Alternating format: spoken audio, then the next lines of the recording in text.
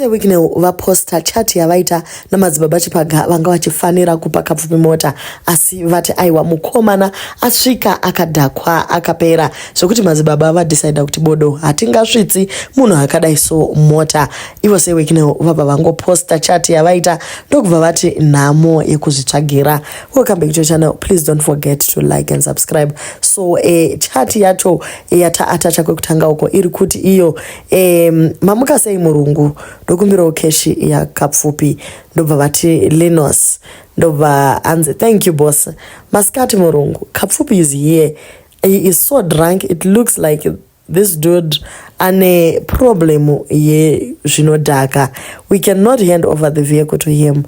I was thinking kuti auye tomorrow ari sober because unoti uchimupa mota nhasi worovera same day because the previous he had an accident akadhakwa futi. So mukomana haana kuzokwanisa kutora mota nekuti aiwa anga akarohwa zvakanyanyisa nemutoriro. Ndo mashoko ari kubva kuna sewikine akangoti zvimwe zvacho unotoshaya kuti ungabatsirawo sei.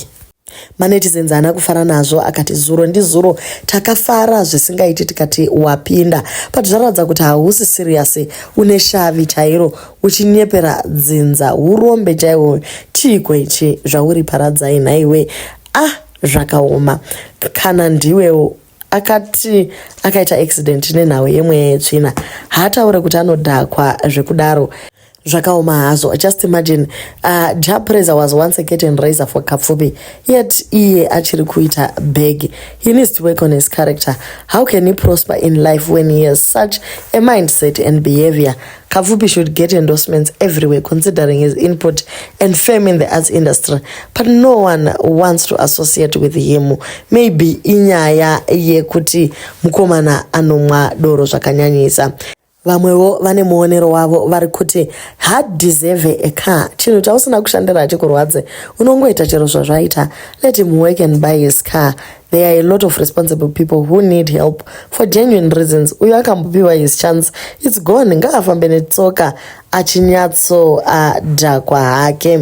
Kungoti mukomana maybe anyanya kupinda majokes ake nemoyo life iri normal haachesina but kungoti iye onawo wemota dzacho aiwa guha naro hagone here kutaura zvine unyoro pane kuti atore screenshot yababa Chipaga obva aifambisa oiseculator otaura kuti nhamo yekuzvidira.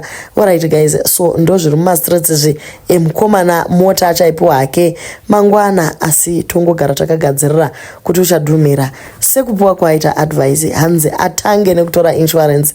Veinsurance vatopinda busy nekuti vari kutoziva kuti iyo vachaibhadhara very soon.